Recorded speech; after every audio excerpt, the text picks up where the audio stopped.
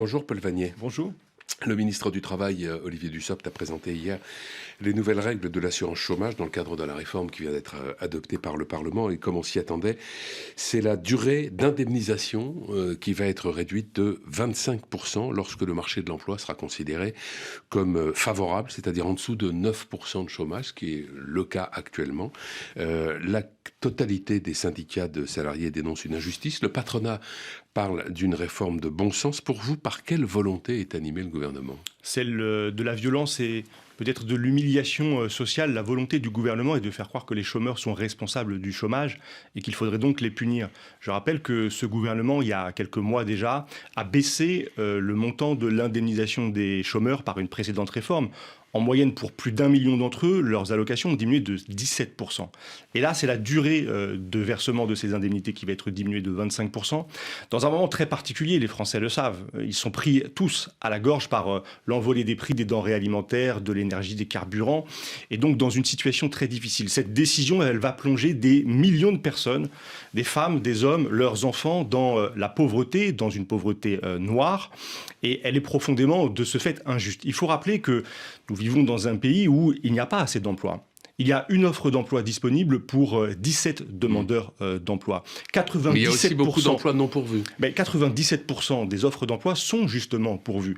Et ce récit qui consiste à faire croire qu'il y aurait un stock d'emplois que personne ne souhaiterait remplir, c'est un mensonge. Et il est fait, il est utilisé pour venir prendre des droits aux chômeurs. Les chômeurs ont cotisé pour obtenir des allocations lorsque des personnes sont privées d'emploi. C'est là-dessus qu'Emmanuel Macron veut revenir. On voit contre qui il exerce sa force et qui, dans le même temps, il épargne. Parce que je veux dire qu'on demande aux chômeurs aujourd'hui de faire ce qu'on appelle des efforts, mais les actionnaires, les grands patrons, les milliardaires dans ce pays, eux, se gorgent, se gavent de dividendes records. Il faut rappeler que 5 milliardaires possèdent autant que 27 millions de Français, et contre cette injustice, Emmanuel Macron et son gouvernement ne font rien. Ouais. Mais est-ce qu'il est, si on est simplement dans le raisonnement, est-ce qu'il est absurde de se dire qu'il est moins difficile de trouver du travail quand il y a un chômage à 7,3 ou 7,4%, ce sont les chiffres d'aujourd'hui, que lorsqu'il est à 10 ou 11%, et que dans ces conditions, en effet, on peut se dire que la durée d'indemnisation peut être diminuée? Et je vais vous dire, rentrons dans le détail. Et théoriquement, peut-être qu'on peut avoir cette impression, mais prenons un cas précis. Imaginons qu'il y a des offres d'emploi disponibles chez les plombiers, mais qu'au contraire, chez les boulangers, le taux de chômage augmente. Alors, on va pénaliser les boulangers parce qu'on crée de l'emploi dans la plomberie.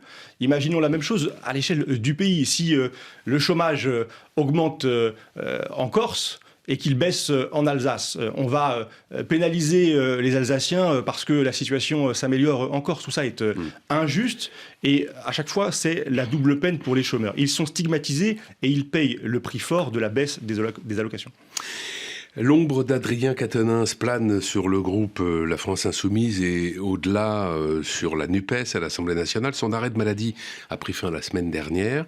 On a appris hier qu'il serait convoqué le 13 décembre prochain devant un magistrat du parquet de Lille pour une procédure de plaidé coupable pour la gifle qu'il a reconnu avoir donnée à sa femme. Adrien Quatennens doit-il revenir à l'Assemblée ou doit-il revenir devant les électeurs pour retrouver une légitimité ? Eh bien, il doit revenir à l'Assemblée nationale, en tout cas. C'est ce que pensent les députés du groupe La France Insoumise, puisque aucun d'entre eux n'a exprimé le contraire.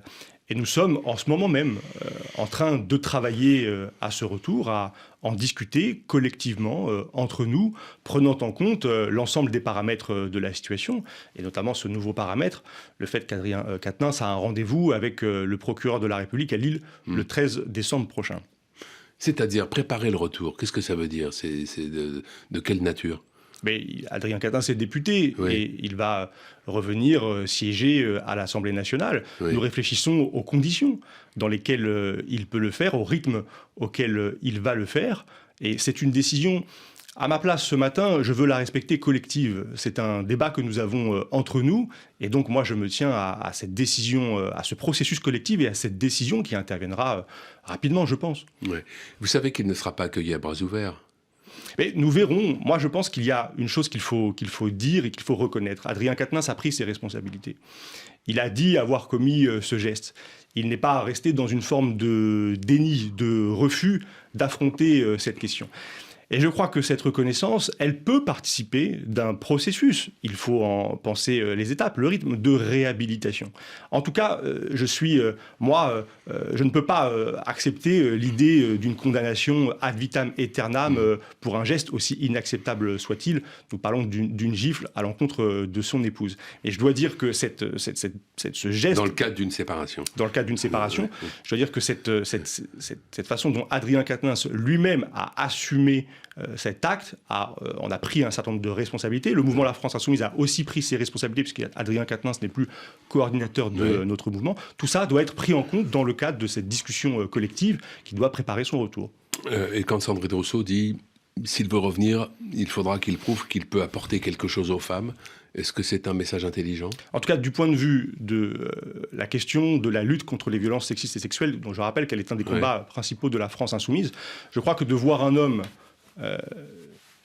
reconnaître un geste, c'est avoir un rapport nouveau et productif à cette question. Je crois que c'est plus utile, que ce rapport est plus utile que celui que nous avons souvent observé, celui du déni.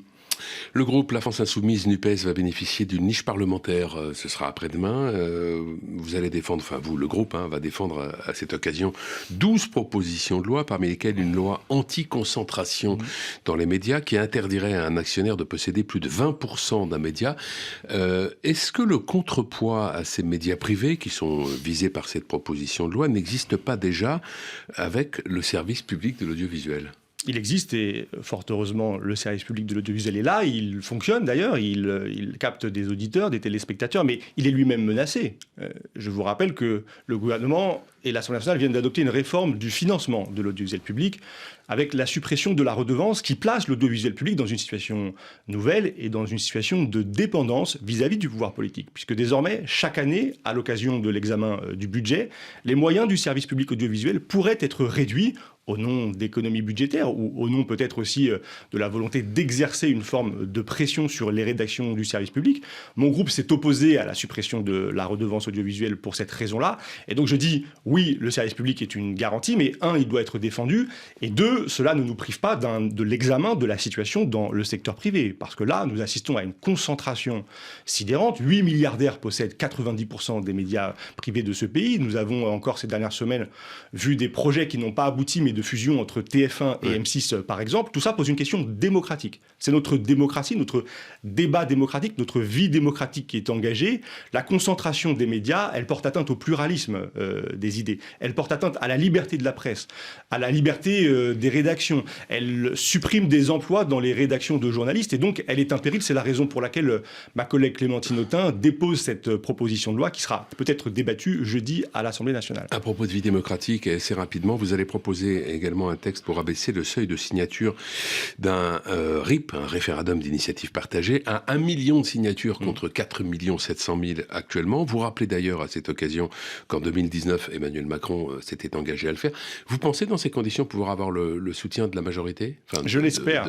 Du groupe Renaissance ? Je l'espère, mais j'en doute parce que nous assistons en ce moment même du côté de Renaissance et du gouvernement à une volonté de museler, de piétiner le Parlement. Hier, c'était le 5e 49.3, et puis nous avons notre niche parlementaire jeudi dans le cadre de laquelle ce texte sera étudié. Nous assistons là, ces dernières heures, à une véritable tentative d'obstruction parlementaire des députés Renaissance, de blocage, une volonté de nous empêcher de débattre et d'aller au bout des textes. Alors, c'est une raison supplémentaire pour dire que ce type de proposition qui vise à introduire de la démocratie directe dans nos institutions est absolument nécessaire. Merci Paul Vannier. Bonne journée.